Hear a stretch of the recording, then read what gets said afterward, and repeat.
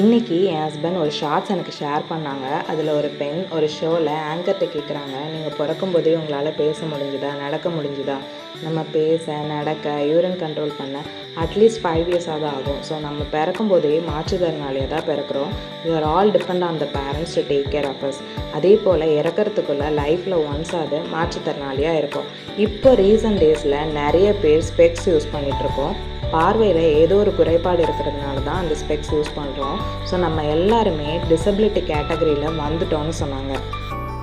அவங்களோட 18 இயர்ஸில் ஒரு ஆக்சிடெண்ட்டில் ஸ்பைனல் கார்டு இன்ஜுரி ஆகி 2 கை 2 கால்கள் செயலிழந்து போச்சான். அப்போ அவங்க 12th ஸ்டாண்டர்ட் தான் படிச்சிருந்தாங்களாம். காலேஜ் படிக்கணும்னு ரொம்ப ஆசையாக ஃபேமிலி சுச்சுவேஷன்னாலையும் நிறைய பேரோட விமர்சனங்களாலையும் அதை அவங்களால கண்டினியூ பண்ண முடியலையா. அப்போ அவங்க சோல் ஃப்ரீன்ற ஒரு ஆர்கனைசேஷன் ஆரம்பித்து இப்போ வரைக்கும் ஸ்பைனல் கார்டு இன்ஜுரி இருக்கிற நிறைய பர்சன்ஸ்க்கு ஹெல்ப் பண்ணிட்டு வராங்க. அதில் அவங்க கவர்மெண்ட்டில் கொடுத்த ஒரு ஃப்ரீ வீல் சேர் ஒன்று வச்சுருந்தாங்க. அதில் யாரோட தயவுமே இல்லாமல் 15 கிலோமீட்டர் திருவண்ணாமலை கிரிவலம் போவாங்களாம். அவங்க இப்போது she is the first person in India with quadriplegia who got BSc in medical sociology and MSc in psychology.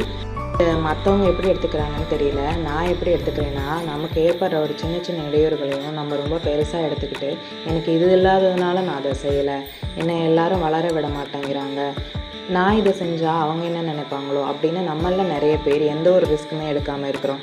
இவங்க எப்படி தாம்பட்ட கஷ்டம் தன்னை போல் இருக்கிற பல பேர் படக்கூடாதுன்னு நினைக்கிறாங்களோ, அதுபோல் நம்ம இந்த உலகத்துக்கு வந்ததுக்கான ஒரு பர்பஸ்ன்னு ஒன்று இருக்கும். மேபி அது நம்ம ஃபேமிலியை நெக்ஸ்ட் லெவலுக்கு கொண்டு போகிறதுக்கான ஒரு விஷயமாக கூட இருக்கலாம். அது ஒரு சின்ன விஷயமாக கூட இருக்கலாம். பட் அது இன்னொருத்தவங்களோட லைஃப்பில் ஒரு பெரிய மாற்றத்தை உண்டாக்கும். அதை நான் புரிஞ்சுக்கிறதுக்கு இவ்வளோ வருஷம் ஆச்சு. So don't blame your circumstance, rewrite your story. Tata bye.